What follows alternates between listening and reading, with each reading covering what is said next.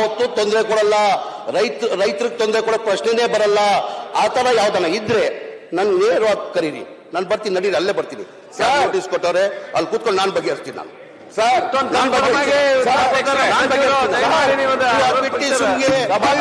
ಅಂತ ಮಾಧ್ಯಮದಲ್ಲಿ ಮಾತಾಡೋದು ಸರಿ ಇಲ್ಲ ಅಂತ ಹೇಳ್ತಾರೆ. ನಿಮ್ಮಲ್ಲಿ ನಾನು ಮನವಿ ಮಾಡ್ಕೊಳ್ಳೋದು ಅಶೋಕನ, ನೀವು ಮಾಡ್ಬೇಕು, ನಾವು ರಾಜಕೀಯ ಮಾಡ್ಬೇಕು, ಇದ್ದಲ್ಲಿ ರಾಜಕೀಯ ಮಾಡೋದು ಬೇಡ ಅಂತ ನಿಮ್ಮಲ್ಲಿ ಕೈ ಜೋಡಿಸಿ ಮನವಿ ಮಾಡಿ ಕೇಳ್ತೀನಿ. ಕೈ ಜೋಡಿಸಿ ಮನವಿ ಮಾಡಿ ಕೇಳ್ತೀನಿ. ಆಯ್ತಾ? ನೋಡಿ, ರಾಜಕೀಯ ಮಾಡಿ ಇಶ್ಯೂ ಇಲ್ಲಾಂದ್ರೆ ನೀವು ಕೇಳಿದ್ದಾವು. ಜನ ಬೇಸತ್ತಿದ್ದಾರೆ, ಇದು ಕೇಳಿ. ಅಶೋಕ್ ಸರ್, ಒಂದಿಗೆ ನಾನು ಮತ್ತೆ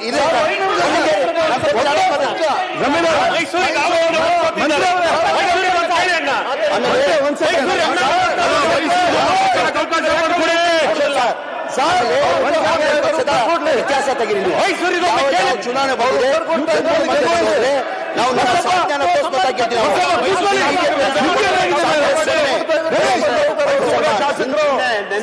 ಗಣೇಶ್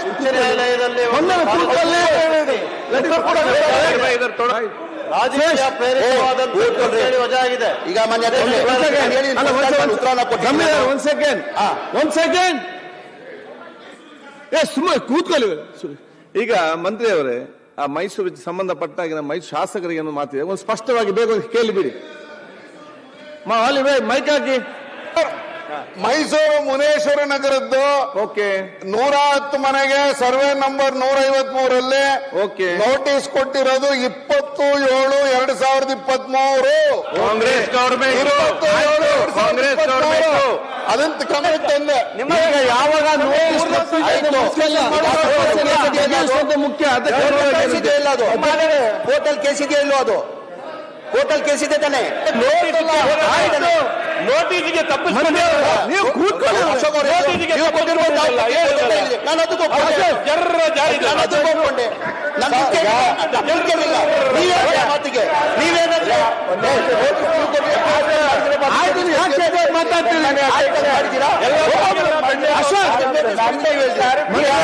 ಅಶೋಕ್ ಸರ್,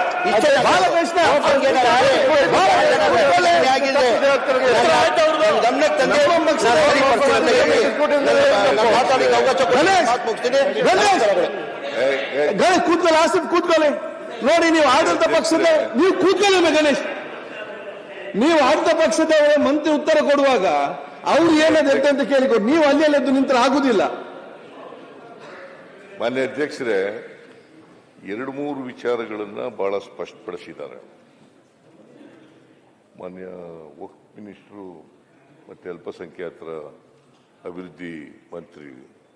2-3 ವಿಚಾರಗಳನ್ನು ಬಹಳ ಸ್ಪಷ್ಟಪಡಿಸಿದ್ದಾರೆ. ಒಂದು ವೇಳೆ ದೇವಸ್ಥಾನಗಳ ಆಸ್ತಿ ಇದ್ರೆ, ಅದು ಪ್ರಾಪರ್ಟಿ ಆಗಿದ್ರೆ, ಅಂಥ ಪ್ರಾಪರ್ಟಿಗಳನ್ನು ನಾವು ಮುಟ್ಟಕ್ಕೆ ಹೋಗಲ್ಲ. ಒಂದು ವೇಳೆ ನೋಟಿಸ್ ಕೊಟ್ಟಿದ್ರು ಕೂಡ ನೋಟಿಸನ್ನು ವಾಪಸ್ ತಗೋತೀವಿ. ಈಗಾಗಲೇ ನಾನು ಹೇಳಿದ್ದೀನಿ, ಯಾರ್ಯಾರಿಗೂ ನೋಟಿಸ್ ಕೊಟ್ಟಿದ್ದೀರಿ, ರೈತರಿಗೆ ನೋಟಿಸ್ ಕೊಟ್ಟಿದ್ದೀರಿ, ಎಲ್ಲ ಜಿಲ್ಲಾಧಿಕಾರಿಗಳಿಗೂ ಹೇಳಿದ್ದೀನಿ, ಅದನ್ನು ವಾಪಸ್ ತಗೊಳ್ಳಿ ಅಂತ ಹೇಳಿದ್ದೀನಿ. ಚೀಫ್ ಸೆಕ್ರೆಟರಿನೂ ಕೂಡ ಬರೆದಿದ್ದಾರೆ. ಅದು ಒಂದು. ಎರಡನೇದು, ಅದು ಮೈಸೂರದು ಒಂದು ಪ್ರಸ್ತಾಪ ಮಾಡಿದ್ದಾರೆ. ಅಶೋಕ ನಮ್ಮ ವಿಶ್ವೇಶ್ವರಯ್ಯನವರು ಮೈಸೂರದೊಂದು ಪ್ರಸ್ತಾಪ ಮಾಡಿದ್ದಾರೆ. ಮುನೇಶ್ವರ ನಗರ ಅದರದ್ದು ಪ್ರಸ್ತಾಪ ಮಾಡಿದ್ದೀರಿ. ಆಮೇಲೆ ಶ್ರೀರಂಗಪಟ್ಟಣದ್ದು ಪ್ರಸ್ತಾಪ ಮಾಡಿದ್ದೀರಿ. ಚಿಕ್ಕಬಳ್ಳಾಪುರದ್ದು ಪ್ರಸ್ತಾಪ ಮಾಡಿದ್ದೀರಿ.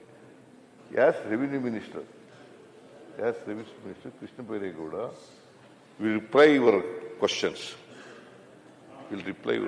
because he is the concerned minister also, revenue minister. ಯಾಕೆ ಕೊಟ್ಟರು, ಏನಾಗಿದೆ ಪರಿಸ್ಥಿತಿ, ಕೊಟ್ಟ ಮೇಲೆ ಏನಾಯಿತು, ಇದು ಎಲ್ಲ ಕಾಲದಲ್ಲೂ ನೋಟಿಸ್ ಕೊಟ್ಟಿದ್ದಾರೆ. ನಾನು ಈಗ ಅದನ್ನು ಮತ್ತೆ ಹಿಂದಕ್ಕೂ ಹೋಗಲ್ಲ. ಬಿಜೆಪಿ ಕಾಲದಲ್ಲೂ ಕೊಟ್ಟಿದ್ದಾರೆ, JDS ಕಾಲದಲ್ಲೂ ಕೊಟ್ಟಿದ್ದಾರೆ, ನಮ್ಮ ಕಾಲದಲ್ಲೂ ಕೊಟ್ಟಿದ್ದೀವಿ, ನೋಟಿಸ್ ಕೊಟ್ಟಿದ್ದೀವಿ. ಈಗ ನೀವೇ ಹೇಳಿದ್ದೀರಿ 2014ರಲ್ಲಿ ಮ್ಯಾನಿಫೆಸ್ಟೋನಲ್ಲಿ ನ್ಯಾಷನಲ್ ಭಾರತೀಯ ಜನತಾ ಪಕ್ಷದವರೇ ಹೇಳಿದ್ದಾರೆ, ರಿಲಿಜಿಯಸ್ ಲೀಡರ್ಗಳ ಜೊತೆ ಮಾತಾಡಿ ವಕ್ಫ್ ಪ್ರಾಪರ್ಟಿನ ಅತಿಕ್ರಮಣ ಮಾಡಿದರೆ ಅಂಥವ್ರನ್ನ ತೆರವುಗೊಳಿಸ್ತೀವಿ ಅಂತ ಹೇಳಿದ್ದೀನಿ. ಅದು ಮ್ಯಾನಿಫೆಸ್ಟೋನಲ್ಲಿ ಹೇಳಿರ್ತಕ್ಕಂಥದ್ದು. ಬೇಕಾದ್ರೆ ಓದ್ತೀನಿ ಅಂದ್ರೆ ಓದ್ತೀನಿ, ಬೇಡ ಅಂತಂದ್ರೆ ಬೇಡ. ನಾನು ಇದನ್ನ I do not want to make it in issue. ಇದು ಎಲ್ಲ ಕಾಲದಲ್ಲೂ ಆಗಿದೆ. ಒಂದು ವೇಳೆ ರೈತರಿಗೆ ತೊಂದರೆ ಆಗ್ತಾ ಇದ್ರೆ ಅಂತ ರೈತರನ್ನ ಒಕ್ಲೇಪಿಸ್ತಕ್ಕಂಥ ಕೆಲಸವನ್ನ ಮಾಡಲ್ಲ. ಎಂ ಬಿ ಪಾಟೀಲ್ ಕೂಡ ಬಿಜಾಪುರದ ಬಗ್ಗೆ ಸ್ಪಷ್ಟೀಕರಣ ಕೊಟ್ಟಿದ್ದಾರೆ, ಇವರು ಕೂಡ ಸ್ಪಷ್ಟೀಕರಣ ಕೊಟ್ಟಿದ್ದಾರೆ. ಅವರು ಈಗ ಉಳ್ಕೊಂಡಿರ್ತಕ್ಕಂಥದ್ದು ಯಾಕಂದ್ರೆ ಅಲ್ಲ ಮಾಡೋಣ, ಒಂದು ವೇಳೆ ಮಾಡದೇ ಇದ್ರೆ ಸರ್ ವಿಲ್ ವಿತ್ಡ್ರಾ ವಿತ್ಡ್ರಾ ಮಾಡಿ. ಯಾವುದು ಇನ್ನೂ ಕೂಡ ದೇವಸ್ಥಾನದ ಆಸ್ತಿ ಇಲ್ಲ, ರೈತರ ಆಸ್ತಿ ಇಲ್ಲ ಅಂತಂದಿದ್ರೆ ಆ ತರದ್ದು ತನಿಖೆ ಮಾಡಿ ವಿಚಾರಣೆ ಮಾಡಿ ಅದನ್ನ ತೀರ್ಮಾನ ತಗೊಳ್ತಕ್ಕಂಥದ್ದು ಮಾಡಿ. ಮಾನ್ಯ ಅಧ್ಯಕ್ಷರೇ, ವಕ್ಫ್ ಪ್ರಾಪರ್ಟಿ 1,10,000 ಕೂತ್ಕೊಳ್ಳಿ. ಅಶ್ವತ್ಥನಾರಾಯಣ ಕೂತ್ಕೊಳ್ರಿ. ಆಮೇಲೆ ಮಾತಾಡಿ. ಕೂತ್ಕೊಳ್ಳಿಯಪ್ಪ.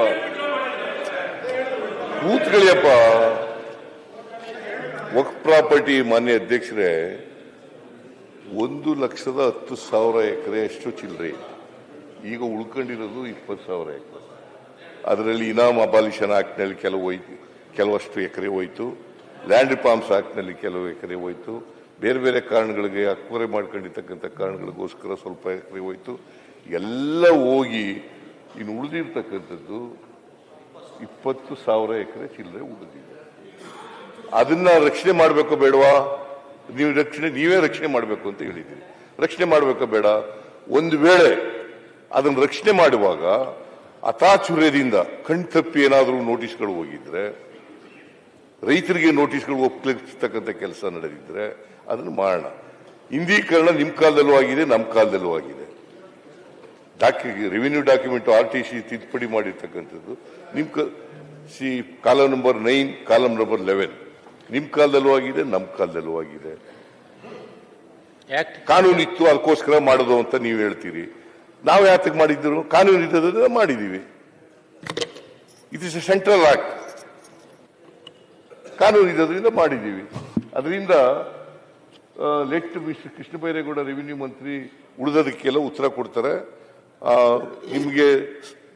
ನಿಮಗೆ ಸಮಾಧಾನ ಆಗೋ ರೀತಿಯಲ್ಲಿ ಅವರು ಉತ್ತರ ಕೊಡ್ತಾರೆ. ಮಾನ್ಯ ಅಧ್ಯಕ್ಷರೇ, ಯಾಕೆ ಸಭೆನೇ ಕೊಡ್ಲಿಲ್ಲ ಸರ್? ಅಲ್ಲ ಯಾಕೆ ವಕ್ಫ್ ಮಂತ್ರಿಗಳು ಕೆಪೇಬಲ್ ಇದಾರಲ್ಲ, ಅವ್ರು ಕೆಪೇಬಲ್ ಇಲ್ಲ ಅಂದ್ರೆ ಅವ್ರ ಕೆಪೇಬಲ್ ಇಲ್ಲ ಅನ್ನೋದಕ್ಕೆ ಸರ್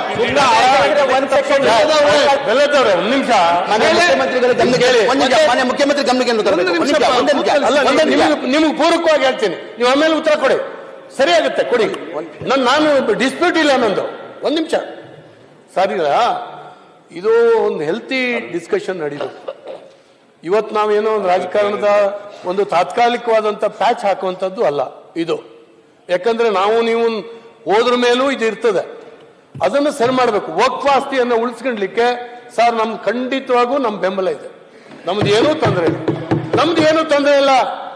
ಆದರೆ ವಕ್ಫ್ ಆಸ್ತಿ ಅದು ಹೆಂಗ್, ಈಗೇನು ನಮ್ಮ ನಾಯಕರು ಕೆಲವು ದಾಖಲೆಗಳನ್ನು ಕೊಟ್ಟರು, ಇಲ್ಲಿ ನಮ್ಮ ಯತ್ನಾಳ್ ಅವರು ಕೆಲವು ದಾಖಲಾತಿಗಳನ್ನು ಕೊಟ್ಟರು, ನನ್ನ ಹತ್ರ ಕೆಲವು ದಾಖಲಾತಿಗಳಿದ್ದಾವೆ.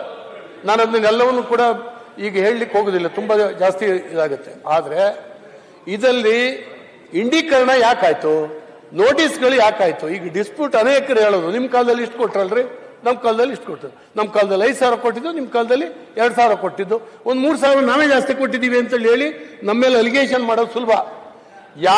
ಯಾವ ಅಧಿಕಾರಿಗೂ ಸರ್ ಒಂದ್ ನಿಮಿಷ ಮುಗಿಸ್ತೀನಿ, ನಿಮ್ಗೆ ಹೆಲ್ಪ್ ಆಗುತ್ತೆ ಹೇಳ್ತೀನಿ. ಆ ಸನ್ನಿವೇಶ ಆ ತರ ಬಂತು, ಸಂದರ್ಭ ತರ ಬಂತು. ನೀವು ಮೆರವಣಿಗೆ ಮಾಡ್ಲಿಲ್ವಾ, ಪಾದಯಾತ್ರೆ ಮಾಡ್ಲಿಲ್ವಾ? ಅದಕ್ಕೋಸ್ಕರ ಹೇಳಿದ್ರು. ಅಲ್ಲ, ನಾನು ಹೇಳ್ತೀನಿ ಯಾಕೆ ಪಾದಯಾತ್ರೆ ಮಾಡಿದ್ರಿ? ಈಗ ಬೆಳಗ್ಗೆ ಬೀದರಿಂದ ಪಾದಯಾತ್ರೆ ಮಾಡ್ಲಿಲ್ಲ, 2 ಗುಂಪು ಮಾಡ್ಕೊಂಡು ನಿಮ್ಮಲ್ಲಿ. ಸರ್ ನಾವು ಪಾದಯಾತ್ರೆ ಮಾಡಿದ್ದಕ್ಕೆ ಈಗ ವಾಪಸ್ ತಗೊಳ್ತಾ ಇದ್ದೀರಿ ಸರ್ ನೀವು. ನಾವು ಪಾದಯಾತ್ರೆ ಮಾಡಿದ್ದಕ್ಕೆ ನೀವು ವಾಪಸ್ ತಗೊಳ್ತಾ ಇದ್ದೀರಿ ಸರ್. ಒಂದ್ ನಿಮಿಷ, ಒಂದೇ ಗುಂಪಿತ್ತು ಹೇಳಿಲ್ಲ ಹೇಳ್ರಿ. ಅಲ್ಲ, 4 ಟೀಮ್ ಬೇರೆ, 4 ಗುಂಪು. ನೀ ಹೇಳ್ಬೋದಪ್ಪ, ನಮ್ಮ ಯತ್ನಾಳ್ ಅವ್ರು ಇಲ್ಲ, ಅವ್ರು ಯಾಕೆ ಮಾಡಿದ್ರು ಬೇರೆ? ಅವ್ರನ್ನು ನೀವೇ ಮಾಡಿದ್ರ? ಟೀಮ್ ನೀವೇ ಮಾಡಿದ್ರ? ನೋಡಿ, ಡೋಂಟ್ ಡಿಫೆಂಡ್ ಸರ್. ಈಗ ಡೋಂಟ್ ಡಿಫೆಂಡ್. ನೋಡಿ ಮಾನ್ಯ ಮುಖ್ಯಮಂತ್ರಿಗಳೇ, fact there is a vertical groups, vertical split in the BJP. Sir vertical spit ನಿಮ್ಮಲ್ಲಿ ಸಹ ಇದೆ. ನಿಮ್ದು horizontal, vertical 3-4 ಇದೆ. ಅವ್ರ ಪಾರ್ಟಿ ಒಳಗಡೆ ಇಂಟರ್ನಲ್ ಪಾರ್ಟಿ ವಿಚಾರ ನಾನು ಮಾತಾಡಕ್ ಹೋಗಲ್ಲ, ಅದನ್ನ ಮಾತಾಡಕ್ ಹೋಗಲ್ಲ. ಆದ್ರೆ ಇವರು ಒಂದೇ ನಿಮಿಷ ಮುಗಿಸ್ತೀನಿ. ಬಿಜೆಪಿ ಅಂತ ಹೇಳಿದ ತಕ್ಷಣ ನೀವು ಒಂಥರ ಮೈಯೆಲ್ಲ ಒದರಕ್ ಶುರು ಮಾಡ್ಬಿಡ್ತದೆ. ಇಲ್ಲ ಇಲ್ಲ ಇಲ್ಲ, ಏನ್ ಮಾಡೋದು? ಬಿಜೆಪಿ ಅಂತ ಹೇಳ್ಬಿಡಪ್ಪ, ಇದನ್ನ ಸರ್ಕಾರ ಅಂತ ಹೇಳಿ. ಈಗ ನೀವು ಬಿಜೆಪಿ ಅಂತ ಹೇಳಿ, ನೀವು ಬಿಜೆಪಿ ಅಂತ ಬಿಜೆಪಿ ಅಂತಂದ್ರೆ ಈ ವಿಷಯಕ್ಕೆ ಸರಿ ಡಿಬೇಟ್ ಮಾಡುವ. ಹಿಂದಿನ ಸರ್ಕಾರ ಅಂದ್ರೆ ನೀವು ಬರ್ತೀರಿ ಸರ್, ಹಿಂದಿನ ಸರ್ಕಾರ ಅಂದ್ರೆ ನೀವು ಬರ್ತೀರಿ. ಬೇಡ, ಹಿಂದಿನ ಸರ್ಕಾರ ಅಂತ ಹೇಳಿ ತೀರ್ಮಾನ ಮಾಡಿ ಅದು ಮುಗಿಸಿ ಆಮೇಲೆ ಕೃಷ್ಣ ಬೈರೇಗೌಡ ಉತ್ತರ ಕೊಡ್ತಾರೆ. ಸರ್ ಒಂದ್ ನಿಮಿಷ ಸರ್ಕಾರದಲ್ಲಿ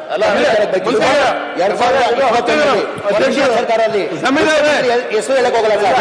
KMDC ಅಲ್ಲಿ ಸಭೆಗೆ ಹೋಗ್ಬಿಟ್ಟು ಮನೆ ಬಸವರಾಜ ಬೊಮ್ಮಾಯಿ ಅವರು ಮಂತ್ರಿ ಅವರೇ ಸಭೆದಲ್ಲಿ ಹೇಳ್ತಾರೆ, ನೋಡ್ರಿ ಮುಸಲ್ಮಾನ್ಗಳಿಗೆ ನನ್ನ ಕಡೆಯಿಂದ ಒಂದ್ ಮನ್ವಿ, ದಯಮಾಡಿ ನೀವೆಲ್ಲ ಸುಮ್ಕೂರ್ಬಾರ್ದು, ಎನ್ಕ್ರೋಚ್ಮೆಂಟ್ ಏನಾರು ಆಗಿದ್ರೆ ನಿಮ್ ಇದು ಅಲ್ಲನ್ನ ಆಸ್ತಿ, ದಯಮಾಡಿ ನಿಮ್ ಕರ್ತವ್ಯ ಆಗ್ತದೆ, ನೀವೆಲ್ಲ ಸೇರಿ ಈ ಎನ್ಕ್ರೋಚ್ಮೆಂಟ್ ನ ತೆಗಿಬೇಕಂತ ಮಾನ್ಯ ಮುಖ್ಯಮಂತ್ರಿ ಹಿಂದಿನ ಸರ್ಕಾರ 21 ಆಯ್ತು. ಮುಖ್ಯಮಂತ್ರಿ ಯಾರಿದ್ರು? 21 ಮುಖ್ಯಮಂತ್ರಿ ಯಾರಿದ್ರು? ಅವ್ರು ಹೇಳಿಕೆ ಕೊಟ್ಟಿರೋದು ಏನಂತ, ಒಂದು KMDC ಕಾರ್ಯಕ್ರಮಕ್ಕೆ ಹೋಗ್ಬಿಟ್ಟು ನಾನು ಮುಸಲ್ಮಾನ್ಗಳಿಗೆ ಮನವಿ ಮಾಡ್ಕೊಳ್ಳೋದು, ದಯಮಾಡಿ ವಫ್ ಆಸ್ತಿ ಬಹಳಷ್ಟು ಎನ್ಕ್ರೋಚ್ಮೆಂಟ್ ಆಗಿದೆ, ನಿಮ್ದೆಲ್ಲ ಕರ್ತವ್ಯ ಆಗ್ತದೆ, ನೀವೆಲ್ಲ ಸೇರಿ ವಫ್ ಆಸ್ತಿ ಎಲ್ಲ ತೆಗಿಬೇಕು, ಇದು ವಫ್ ಆಸ್ತಿ ಅಂದ್ರೆ ಅಲ್ಲನ್ನ ಆಸ್ತಿ, ಅಲ್ಲಂತ ಹೋಗಿ ಉತ್ತರ ಕೊಡ್ಬೇಕಂತ ಹಿಂದಿನ ಸರ್ಕಾರದಲ್ಲಿ 2021 ಮುಖ್ಯಮಂತ್ರಿಗಳು ಹೇಳಿದ್ರು. ಮುಖ್ಯಮಂತ್ರಿ ಗಮನಕ್ಕೆ ತರ್ತೀನಿ, ಒಂದ್ ಕಡೆ ಮ್ಯಾನಿಫೆಸ್ಟೋ ಇನ್ನೊಂದು ಸರ್ಕಾರ 6 ಆದೇಶ ಮಾಡ್ತಾರೆ. ಮಂತ್ರಿ 6 ಆದೇಶ ಸರ್ಕಾರ ಮಾಡಿದ್ದಾರೆ, ಎನ್ಕ್ರೋಚ್ಮೆಂಟ್ ತೆಗಿರಿ, ಟ್ರ್ಯಾಕಿಂಗ್ ಮಾಡಿ ಸರ್ಕಾರದಲ್ಲಿ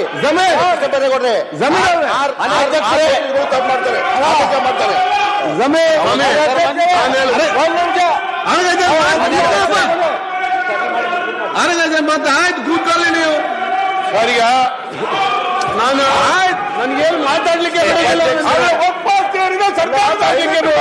ಸರ್ಕಾರದ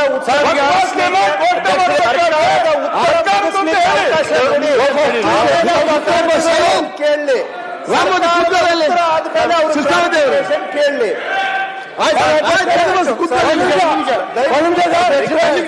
ಹೇಳ್ತೀನಿ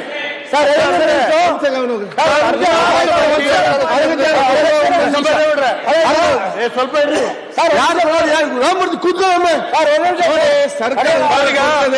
ಮೂಲಭೂತವಾಗಿ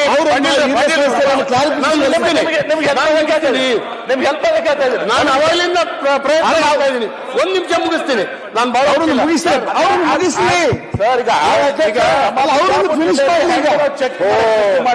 ಹೇಳ್ತಾ ಇದ್ದೆ ಅವ್ರಿಗೆ. ಎಂ.ಎ. ಪಾಟೀಲ್ ಅವರೇ 1 ನಿಮಿಷ, ಅವರು ಹಿರಿಯ ಸದಸ್ಯರು, ನಾನು ಹೇಳ್ತೀನಿ, ಅವರೊಂದು ಕ್ಲಾಸ್ ಕೇಳಲಿ, ಇಲ್ಲಿ ಸರ್ಕಾರ ಉತ್ತರ ಕೊಡ್ಲಿ, ಇಲ್ಲೇ ಬೇರೆ ಬೇರೆ ಕಚೇರಿ ಮಾಡ್ಲಿಕ್ಕೆ ಆಗುದಿಲ್ಲ. ಇಲ್ಲಿ ಸರ್ ಡಿಸ್ಪ್ಯೂಟ್ ಇರುವಂತಹದ್ದು ನೋಟಿಸ್ ಕೊಟ್ಟಿದ್ರ ಬಗ್ಗೆ ಅಲ್ಲ. ಆಯ್ತು, ನೋಟಿಸ್ ಕೊಟ್ಟಿದ್ದನ್ನ ಯಾವುದೇ ಸರ್ಕಾರದಲ್ಲಿ ನಾವು ಮಾಡಿಟ್ಟಂತ ಕಾಯ್ದೆ ಪ್ರಕಾರ ಅಧಿಕಾರಿಗಳು ಕೊಟ್ಕೊಂಡು ಹೋಗ್ತಾರೆ. ಓಕೆ, ಅದನ್ನ ನಿಲ್ಲಿಸಲಿಕ್ಕೆ ನಾವೇನ್ ಮಾಡ್ಬೇಕು ಅಂತ ಹೇಳಿ ಯೋಚನೆ ಮಾಡ್ಬೇಕು, ಬಿಟ್ರೆ ಬೇರೆ ಏನು ಆಗೋದಿಲ್ಲ.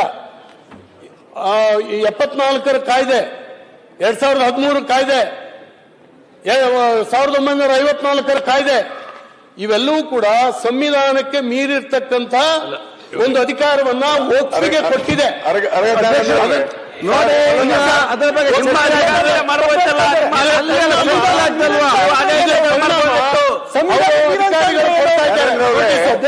ನಾವೀಗ ಅಧ್ಯಕ್ಷ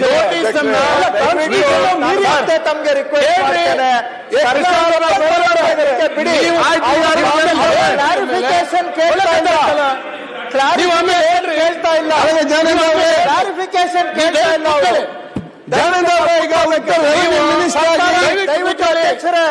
ಸರ್ಕಾರ ಉತ್ತರ ಸರ್ಕಾರ ಉತ್ತರ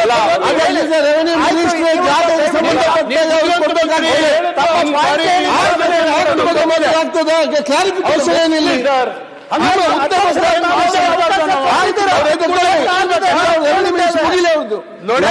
ಸಂಬಂಧಪಟ್ಟ ಮಾಹಿತಿ ಕೊಡ್ತಾರೆ. ಆಯ್ತು, ಮತ್ತೆ ಮಾತಾಡುವ ಸದಸ್ಯ ನನಗೆ ಆಯ್ತು ಕೊಟ್ಟಿದ್ದೇವಲ್ಲ, ನೀವು ಆಗ್ತಾ ತಗೊಂಡು ಬಂದ್ರೆ ಆಗ್ತದೆ. ಈಗ ಉತ್ತರ ಏನಿದೆ ಅದರ ಬಗ್ಗೆ ನೀವು ಚರ್ಚೆ ಮಾಡಿ. ನೀವು ಸೆಂಟ್ರಲ್ ಗವರ್ಮೆಂಟ್ ಅಲ್ಲಿ ನೋಡ್ತಾರೆ ಈ ಚರ್ಚೆ ಮುಗಿಲಿ, ಅಧ್ಯಕ್ಷ ಮುಗಿಲಿ, ಅಧ್ಯಕ್ಷ ಮುಗಿಲಿ.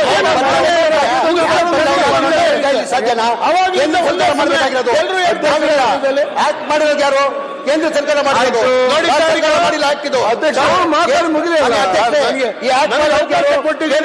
ಮಾಡಿರೋದು ಬದಲಾವಣೆ ಮಾಡ್ಬೇಕಾದ್ರೆ ಅವ್ರು ಮಾಡ್ಬೇಕಾಗಿರೋದು ನಾವು ಆಗ್ತದ ಉತ್ತರಕ್ಕೆ ಸಂಬಂಧ ಏನೋ ಕೇಳ್ಬಹುದು. ಅಧ್ಯಕ್ಷರೇ, ಈಗ ಅಧ್ಯಕ್ಷರೇ ಒಂದ್ ನಿಮಿಷ ಸರ್, ಈ ಆಕ್ಟ್ ಪ್ರಕಾರ ಅಧ್ಯಕ್ಷರೇ ಸೆಂಟ್ರಲ್ ಗವರ್ಮೆಂಟ್ ನಾವಂತ ಮಾಡೋದು ಅವ್ರಿಗೆ ಹೇಳಿ, ಸೆಂಟ್ರಲ್ ಗವರ್ಮೆಂಟ್ಗೆ ಅವ್ರಿಗೆ ಹೇಳಿ. ಈಗ ಸರ್ಕಾರದ ಉತ್ತರ ಏನಿದೆ ಅದನ್ನು ಕೇಳಿ ನೀವು. ಆಯ್ತು, ಅದು ಗೊತ್ತಿಲ್ಲ, ಅದನ್ನು ಹೇಳಿದ್ದೀರಿ. ಈಗ ಅದಕ್ಕೆ ಉತ್ತರವನ್ನು ಕೊಡ್ತಾ ಇದ್ದಾರೆ. ಉತ್ತರವನ್ನು ಕೇಳಿ. ಮೊನ್ನೆ ಹೇಳಿದ್ದಾರೆ, ಹೇಳಿಕೊಂಡು ನಿಮ್ಗೆ ಅವಕಾಶ ಮಾಡಿಕೊಡ್ತಾರೆ. ಸೆಂಟ್ರಲ್ ಆಗ್ತದೆ, ಇಲ್ಲಿ ಮಾತ್ರ ಏನ್ ಮಾಡ್ಲಿಕ್ಕೆ ಆಗ್ತದೆ?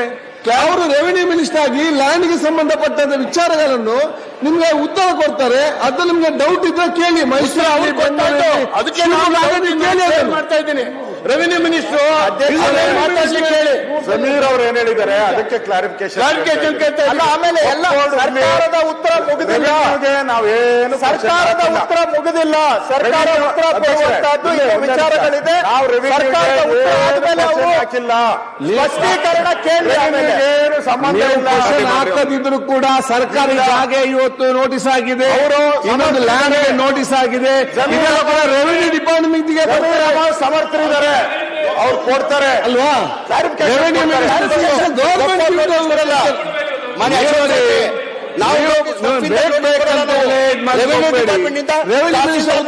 ಮತ್ತೆ ನೀವು ನಾವು ಒಪ್ಪಿಂದ ನಾವು ಹೇಳಿದ್ರಲ್ಲ ಅವಾಗ,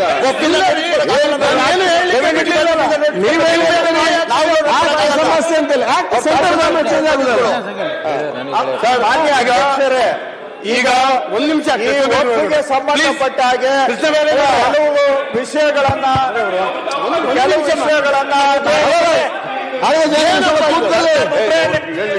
ಕೂತ್ಕೊಳ್ರಿ. ಒಂದ್ ನಿಮಿಷ ರಾಮಮೂರ್ತಿ ಮತ್ತೆ ಕೇಳಿ. ಈಗ ಕೂತ್ಕೊಳ್ಳಿ, ನೀವು ಆರೋಗ್ಯ ಜನ ಮುಗಿಲಿಲ್ಲ, ನೀವೇನ್ ಮಾಡ್ತೀರಿ ಸುಮ್ಮನೆ ಬಂದು ಜ್ಞಾನೇಂದ್ರ ಸರ್? ಈಗ ಒಂದ್ ನಿಮಿಷ ಇಲ್ಲಿ ಇರುವಂತದ್ದು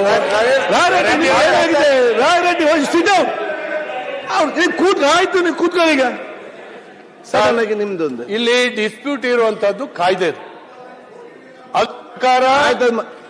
ಅಧಿಕಾರಿಗಳು, ಜಿಲ್ಲಾಧಿಕಾರಿಗಳು ನೋಟಿಸ್ ಕೊಟ್ಕೊಂಡು ಹೋಗಿದ್ದಾರೆ. ಆಯ್ತು, ಇದಕ್ಕೆ ಮೇಜರ್ ಕಾರಣ ರೆಡ್ಡಿ ಅವರೇ, ಯಾರಿಗೆ ಇದು? ನೀವು ಹಿರಿಯ ಸದಸ್ಯರು, ನಾನು ಒಬ್ಬ ಹಿರಿಯ ಸದಸ್ಯಪ್ಪ. ನಾನು ಯಾವಾಗ್ಲೂ ಎದ್ದಕ್ಕಿದ್ದಾಗೆ ಅವ್ರ ಗಂಟ್ಲಿಗೆ ಬಾಯಿ ಹಾಕಲ್ಲ.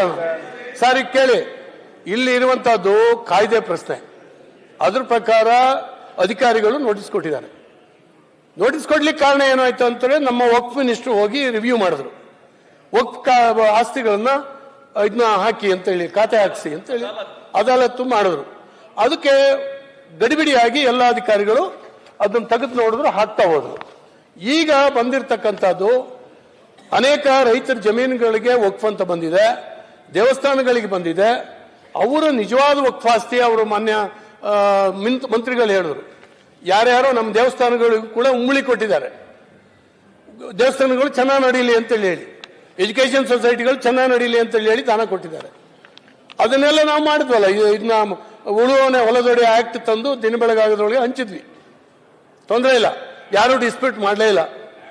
ಇದು ಕೂಡ ಅವಾಗ ಹಂಚಬೇಕಾಗಿತ್ತು. ಅಥವಾ ಅವ್ರಿಗೆ ಹೇಗೆ ಭೂಮಿ ಬಂತು, ಹೇಗೆ ವಕ್ಫ್ ಅಂತ ಹೇಳಿ ಒಬ್ಬನ ಪಾಣಿನಲ್ಲಿ ಕಾನೂನು ನಂಬರ್ 9ರಲ್ಲಿ 11ರಲ್ಲಿ ಸೇರಿಸಲಾಯ್ತು. ಇದನ್ನ ಚರ್ಚೆ ಮಾಡಲಿಕ್ಕೆ ಆಗ್ತಾ ಇಲ್ಲ. ಆಕ್ಟ್ ಏನ್ ಹೇಳುತ್ತೆ, ಒಂದ್ಸರಿ ವಕ್ಫ್ ಅಂತ ಬಂದ್ರೆ ಆಲ್ವೇಸ್ ವಕ್ಫ್, ಅದು ಕ್ವಶನ್ ಮಾಡೋಂಗಿಲ್ಲ. ಕ್ವಶನ್ ಮಾಡೋದನ್ನ ಮೊನ್ನೆ ಕೂಡ ನಮ್ಮ ನಾಯಕರು ಹೇಳಿದ್ರು, ವಕ್ಫ್ ಟ್ರಿಬ್ಯುನಲ್ಗೆ ಹೋಗ್ಬೇಕು. ಅದು ಮಾಡ್ಲಿಕ್ಕೆ ಆಗೋದಿಲ್ಲ ಅಂತೇಳಿ ಹೇಳಿ ಒಂದು ಕಾಯ್ದೆ ಎಲ್ಲವೂ ಇದ್ದಾವೆ.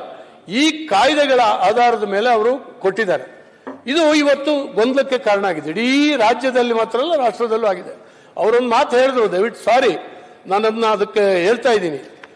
ಯಾವುದೇ ಮಸೀದಿಯನ್ನ ಕೆಡವಿ ಬಹುಶಃ ಈ ಭೂಮಿ ಮೇಲೆ ಒಂದೂ ಮಂದಿರ ಆಗಲಿಲ್ಲ,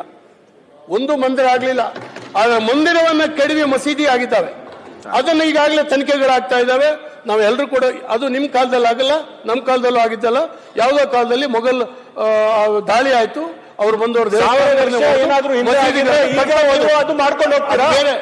ಆದ್ರೆ ಇವತ್ತು ನೀವು ಈ ತರ ಮಾನ್ಯ ಮುಖ್ಯಮಂತ್ರಿಗಳು ಇದರಲ್ಲಿ ಪ್ರವೇಶ ಮಾಡಬೇಕು. ಈ ಗೆಜೆಟ್ ಅನ್ನ ವಾಪಸ್ ತಗೊಳ್ಲಿಕ್ಕೆ ಆಗ್ತದ? ಈ ಖಾತೆ ಕಾಲಮ್ ನಂಬರ್ 9 ಇರ್ತಕ್ಕಂಥ ಖಾತೆಯನ್ನ ರದ್ದು ಮಾಡ್ಲಿಕ್ಕೆ ಆಗ್ತದ? ಇದು ನಿಜವಾದಂತ ರಿಲೀಫ್ ಕೊಡುತ್ತೆ. ಗೆಜೆಟ್ ನೋಟಿಫಿಕೇಶನ್ ವಿಡ್ರಾ ಮಾಡಬೇಕು, ಅಥವಾ ಒಂದು ಕಾಯ್ದೆನೇ ಇಲ್ಲಿ ತಂದು ಅದನ್ನ ಕ್ಲೋಸ್ ಮಾಡ್ಲಿಕ್ಕೆ ವ್ಯವಸ್ಥಿತವಾದಂತ ಒಂದು ಪ್ರಯತ್ನ ಮಾಡೋದಕ್ಕೆ ತಾವು ಹೇಳ್ದಂಗೆ ಬಾಯಿ ಮಾತಿನಲ್ಲಿ ಹೇಳಿದ್ರೆ ನಾಳೆ ಅಧಿಕಾರಿಗಳು ನೋಟಿಸ್ ವಾಪಸ್ ತಗೊಳ್ತಾರೆ. ಪಾಣಿ ಕಾಲಂನಲ್ಲಿ ಹೊಡೆದಾಕು ಅಂದ್ರೆ ಹೊಡೆದಾಕ್ತಾರೆ, ಆದ್ರೆ ಖಾತೆ ಕಾಲಂನಲ್ಲಿ ಉಳ್ಕೊಂಡೇ ಇರ್ತದೆ. ಆ 9ನೇ ನಂಬರ್ ಕಾಲಂನಲ್ಲಿ ಪಾಣಿ ಒಳಗೆ ಉಳ್ಕೊಂಡಿರ್ತದೆ. ಆ ದೇವಸ್ಥಾನದಲ್ಲಿ ವಕ್ಫ್ ಅಂತ ಉಳ್ಕೊಂಡಿರ್ತದೆ. ಅದು ಯಾವಾಗಲೂ ಕೂಡ ನಮ್ಮ ಇಡೀ ಸಮುದಾಯವನ್ನ ಒಡೆದಾಳ್ತದೆ ಆ ಕಾಯ್ದೆ. ಅದನ್ನು ತಪ್ಪಿಸಿ ನಾವೆಲ್ಲ ಶಾಂತಿಯುತವಾಗಿ ಇರಬೇಕು ಅಂತ ಹೇಳಿದ್ರೆ ಈಗ ಇದನ್ನು ಪರ್ಮನೆಂಟ್ ಏನಾದ್ರು ವ್ಯವಸ್ಥೆ ತಾವು ಮಾಡಿ ತಮ್ಮ ಕಾಲದಲ್ಲಿ ದಯವಿಟ್ಟು ಈ ಕೆಲಸ ಮಾಡಬೇಕು ಅಂತ ನಾನು ವಿನಂತಿ. ಅಧ್ಯಕ್ಷ ಒಂದೊಂದು ನಿಮಿಷ ಉತ್ತರ ಬರಲಿ ಅಲ್ಲಲ್ಲ, ಉತ್ತರ ಬರಲಿ. ಸಮಸ್ಯೆ ಅಶ್ವತ್ಥಾನಂದ್ ಎಂ.ಬಿ. ಪಾಟೀಲ್ ಉತ್ತರ ಬರಲಿ. ಅಲ್ಲ ಅಧ್ಯಕ್ಷ, ಒಮ್ಮೆ ಉತ್ತರ ಕೊಡ್ಲಿ ಎಲ್ಲರಿಗೆ. ನಾವೇನು ಬಿಜಾಪುರ ಡಿಸ್ಟ್ರಿಕ್ಟ್ ಏನು ಮಾಡಿದ್ದೀವಿ ಮೊನ್ನೆ ಅಧ್ಯಕ್ಷರೇ ಎಂ.ಬಿ. ಪಾಟೀಲ್ ಸಾರಿ ಸನ್ಮಾನ್ಯ ಅಧ್ಯಕ್ಷರೇ, ಇದು ಮೂಲತಃ ಬಿಜಾಪುರ ಭಾಷೆ ಕೇಳಿ. ನಾನು ಇದು ಪ್ರಾಥಮಿಕವಾಗಿ ಸ್ಟಾರ್ಟ್ ಆಗಿದೆ ಬಿಜಾಪುರದಿಂದ. ಈ ಬಿಜಾಪುರಲ್ಲಿ ಇದೇನು ವರ್ಕ್ ಇಶ್ಯೂ ಸ್ಟಾರ್ಟ್ ಆಯಿತು, ಕೃಷ್ಣ ಬೈರೇಗೌಡರಿಗೂ ಗೊತ್ತಿದೆ, ಜಮೀರ್ ಅವ್ರಿಗಿದೆ, honourable CM also knows it.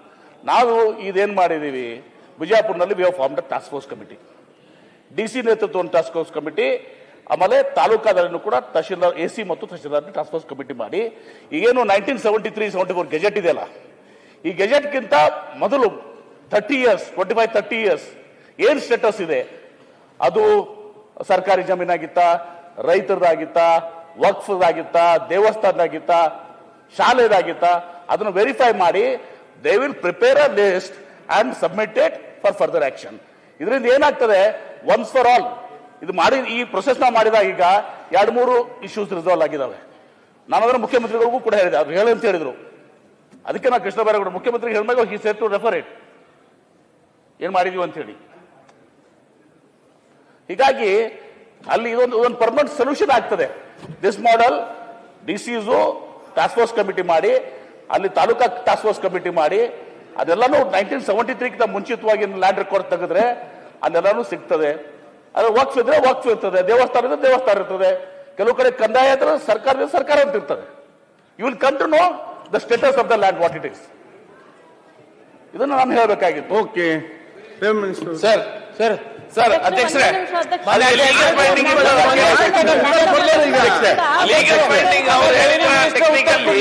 Legal pending ಇರ್ತದ ಕೇಳಿ.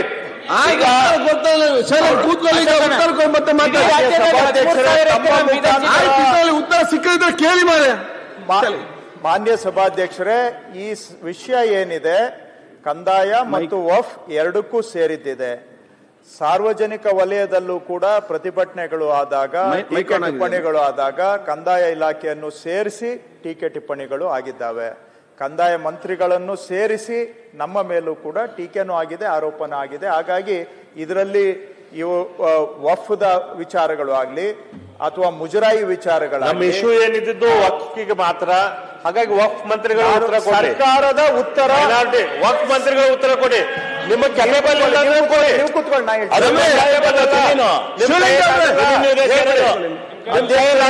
Government is giving the reply. ಅಲ್ಲ ಅವ್ರೇನಂತ ಆಗಲಿಲ್ಲ. ವಕ್ಫ್ ಮಂತ್ರಿಗಳಿಗೆ ಸರ್ಕಾರ ಉತ್ತರ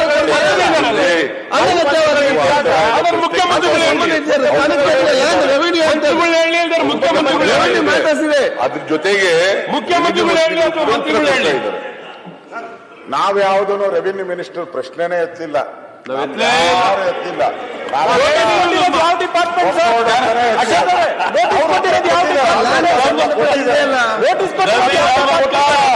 ಅವ್ರದ್ದೇನ್ ಪಾತ್ರ ಇಲ್ಲ ಸರ್ ಇದರಲ್ಲಿ.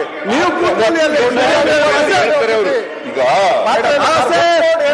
ತಹಸೀಲ್ದಾರ್ ಮಾಡ್ಬೇಕು ಅಂತ ಸರ್ಕಾರ ಅಂತಂದ್ರೆ ನೀವು ಕೂತ್ಕೊಳ್ಳೋದಿಲ್ಲ. ಅಷ್ಟೇ ನಿಮ್ಮನ್ನು ಸರಿಪಡಿಸಬೇಕು. ವಿರೋಧ ಪಕ್ಷದವರೆಲ್ಲ ಯಾಕೆ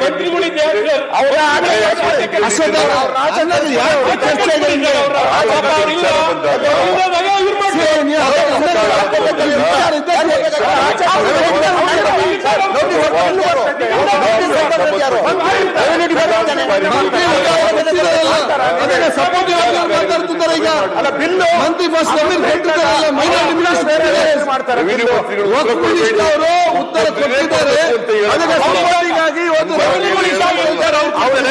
ಉತ್ತರ ಕೊಟ್ಟಿದ್ದಾರೆ.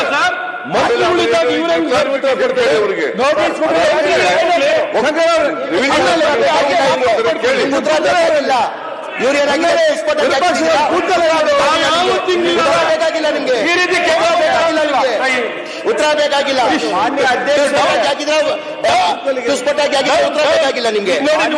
ಮಾನ್ಯ ಅಧ್ಯಕ್ಷರೇ, ಮಾನ್ಯ ವಿರೋಧ ಪಕ್ಷದ ಸದಸ್ಯರುಗಳ ಮಾಹಿತಿಗೆ ಸನ್ಮಾನ್ಯ ಪಾರ್ಲಿಮೆಂಟರಿ ಸಿಸ್ಟಮ್ ಪ್ರೆಸಿಡೆನ್ಷಿಯಲ್ ಗವರ್ಮೆಂಟ್ ಇರೋ ಕಡೆ ಬೇರೆ, ಅವರು ಪಾರ್ಲಿಮೆಂಟರಿ ಸಿಸ್ಟಮ್ ಆಫ್ ಗವರ್ನೆನ್ಸ್ ಇರೋ ಕಡೆ collective responsibility of the cabinet, ಅದು ಆಡಳಿತದ ಸೂತ್ರ. ಹಾಗೂ ಒಂದನೇ ವಿಷಯ.